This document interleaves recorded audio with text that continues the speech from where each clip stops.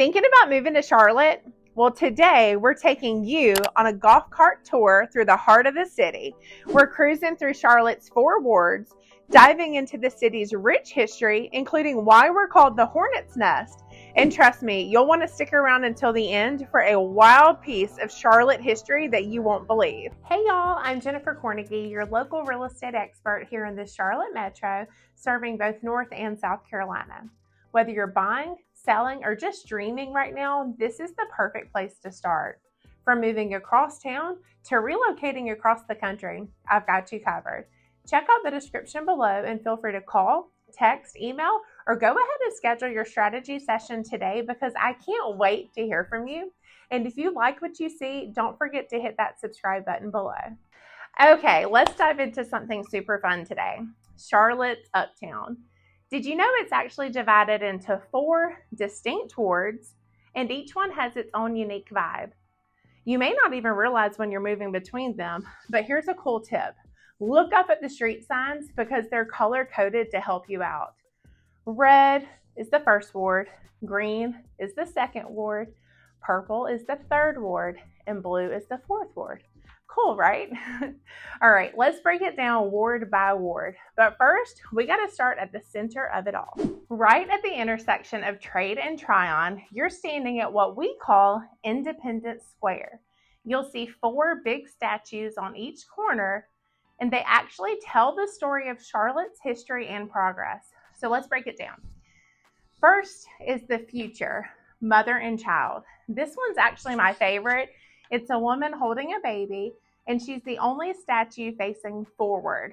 She represents Charlotte's future, which is full of hope, growth, and forward motion.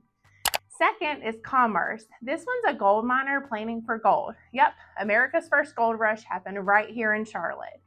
Third, industry, a mill worker representing Charlotte's textile past. The mills helped shape the city that we know today.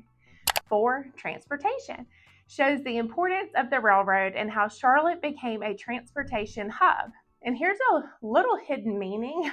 All 3, commerce, industry, and transportation, are facing the future. That's how Charlotte's past built the way forward. All right, let's start with the 1st ward. This area used to be all government buildings, and you'll still find some of that, but now it's growing like crazy. Think new apartments, townhomes, and green spaces. 1st Ward Park is a beautiful little escape in the middle of all the action.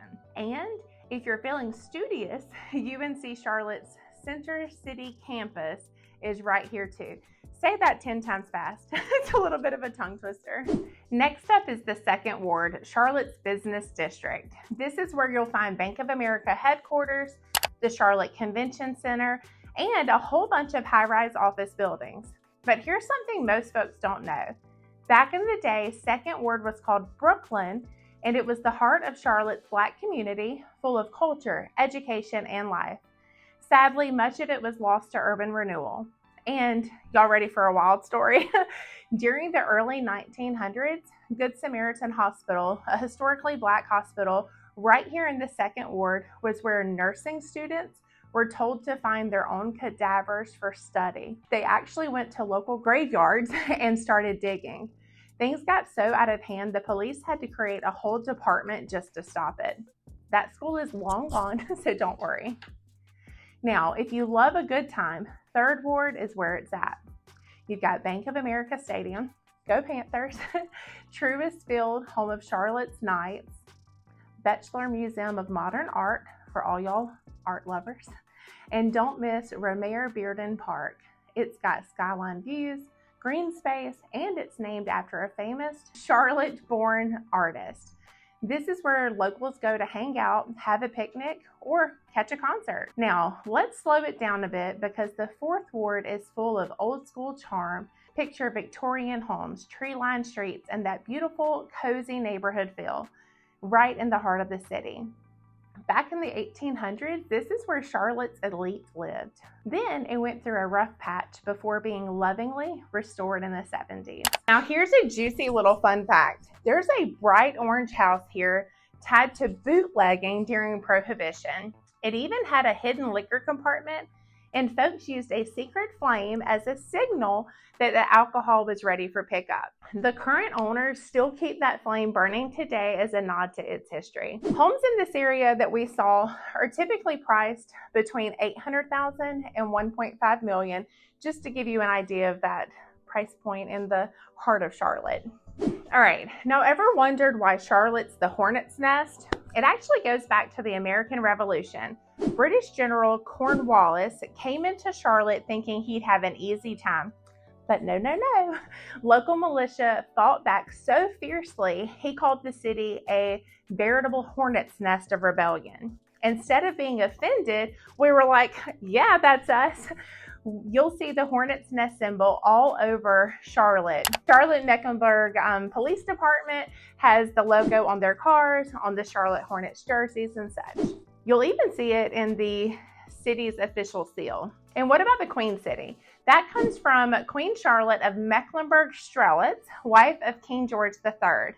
That's where names like Mecklenburg County, Queens Road, and even businesses with crown or royal come from. Her portrait still hangs in the Mint Museum today. Okay, so now let's talk about what it's like to actually live in Charlotte on the day-to-day basis. People are moving here from all over. I'm talking New York, California, Florida, you name it. Why? Lower cost of living, more jobs, and a better pace of life. Major employers like Bank of America, Wells Fargo, and Honeywell call Charlotte home as well. So if you're in finance or tech, this city is a gold mine. Want to live somewhere artsy? Check out Noda or Plaza Midwood. Prefer the city vibes? Uptown or South End's your spot. Looking for a laid-back suburb? You'll love probably Ballantyne, Lake Norman, or Lake Wylie. We've got over 50 breweries and an amazing food scene. Places like Optimist Hall bring together local bites from some of the best chefs in town. With mild winters and warm summers, we get to enjoy the outdoors year-round. From hiking to boating to biking, there's always something to do. And if you're into events, we've got plenty of those as well.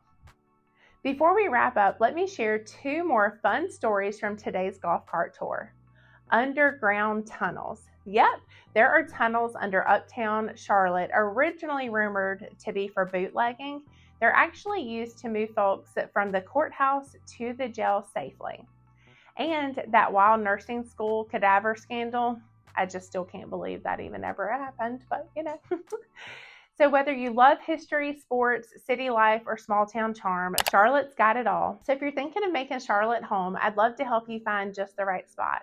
Be sure to like, subscribe, and drop a comment below if you enjoyed this tour. Thanks for hanging out with me today, and I'll see y'all in the next one.